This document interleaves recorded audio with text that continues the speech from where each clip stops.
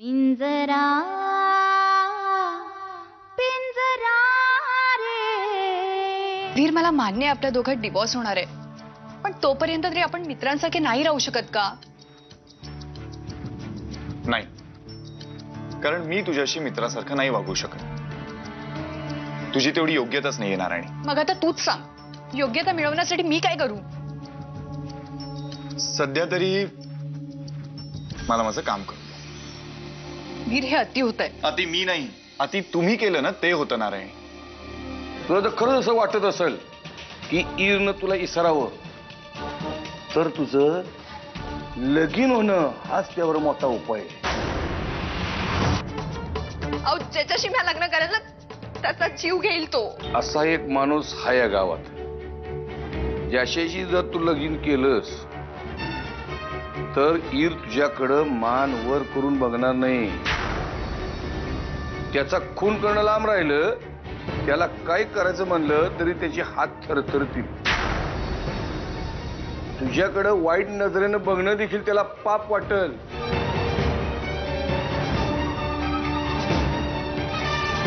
कोण मुलगा तो?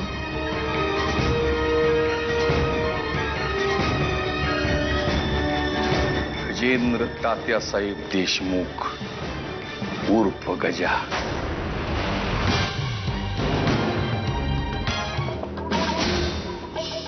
काय झालं? निघालीस?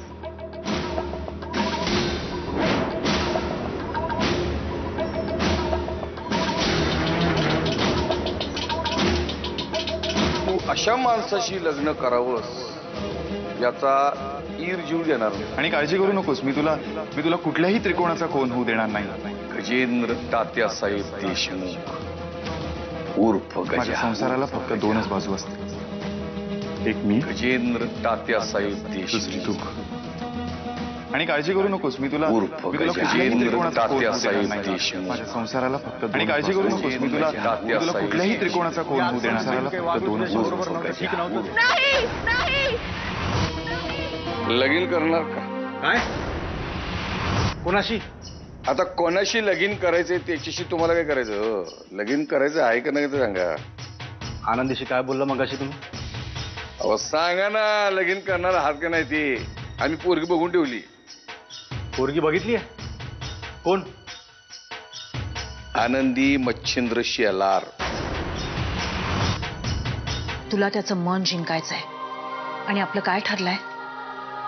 तुला लवकरात लवकर प्रेग्नंट व्हायचंय. ते कसं शक्य आहे मम्मा?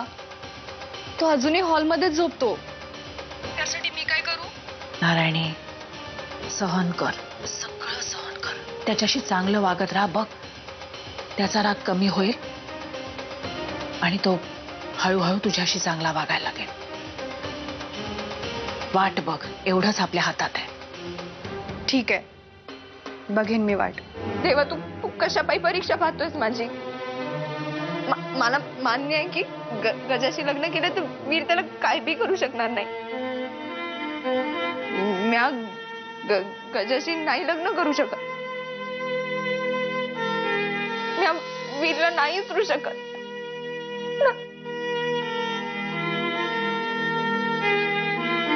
जो कुणी आनंदीशी लगीन करेल त्याचं ईर काय करल? जीव घेईल तो त्याचा. तुमचं घेल का? नाही. सख्या भावाचा. एवढंच नाही, तो आनंदीकडं मान वर करून बघणार नाही. त्या भावाने खूप केलंय तुझ्यासाठी, तेव्हा आता त्याच्या सुखासाठी तुला काहीतरी करायला पाहिजे. फक्त एकच पाळा, हे ईरला कळतं कामा नये.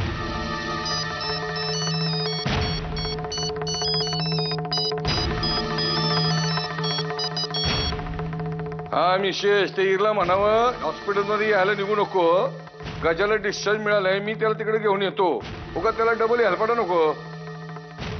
हा.